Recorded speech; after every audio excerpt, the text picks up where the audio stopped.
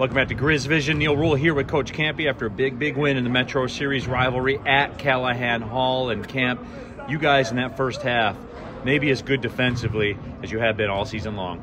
Well, I told the media, I told you on the post game that in my 39 years as a head coach, I don't think I've ever had a group of young men, especially when you're losing. I think Blake Lampman is our best defender at understanding the zone and being where you're supposed to be. And when you lose him and you have a game plan, we executed that game plan to perfection, Neil, perfection. And, Antoine Davis made 3 threes. 2 of them were on kickouts, and the other one was when Brody, offensive rebound kicks out. And then I put Brody in the game, and he froze and made a mistake. And I feel terrible that I went after him like I did, but that's who I am, and he knows it. He's okay. But you can't make that mistakes, and we can't let him get going. That's the thing, you can't let him get going.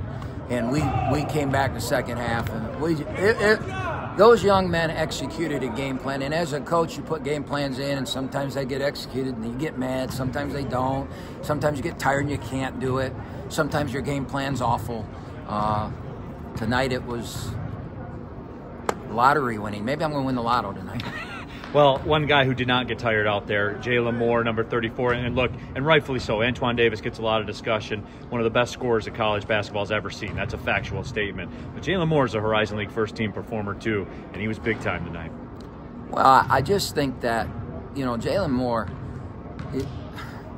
like you just said, Antoine deserves everything he gets. And I love that kid. I hope that he does everything he wants in life. But Jalen Moore's pretty damn good, too. And I think Jalen had a little chip on his shoulder coming in tonight because the whole prep for this, the whole media was about, the guard from Detroit. And I think, he never said anything, but he had just a little different way he went about the game tonight. And I hope that he packages it and goes about that way every game from now on, because he was unstoppable at getting to the rim, made some huge plays. Huge shots with the clock running down. Our offense isn't very good, and that's on me. But our defense is pretty damn good, and we won because of our defense. It's always nice, too, when you got the old 34 go make a play drawn That's up, pretty right? much what it was the last 10 minutes of that game, At the under, I called a timeout with 7 to go, and we had an 8-point lead. I said, if they score 7 points the rest of the game, we win. And that was the whole thing that we talked about. Don't turn the ball over, make your free throws, and guard. And if you do that, we win. Why have you guys had so much success against Detroit in this rivalry? Game means the world to us. We don't lose to them. I mean, that's the mindset you have to have, and our kids buy into it, and it's a big deal for us. I told, again, Jennifer Hammond on TV, I said, the average fan doesn't understand. This is Michigan State for us. It's Michigan State. It's our Michigan State, and we feel the same way that all those fans do in that rivalry. We feel that way, and we're always going to feel that way.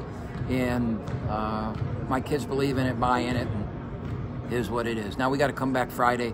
We got to play on national TV 9 o'clock Friday night, and we got to play with that same intensity and guard the same way. All right, Camp. Appreciate the time. Congrats on the win.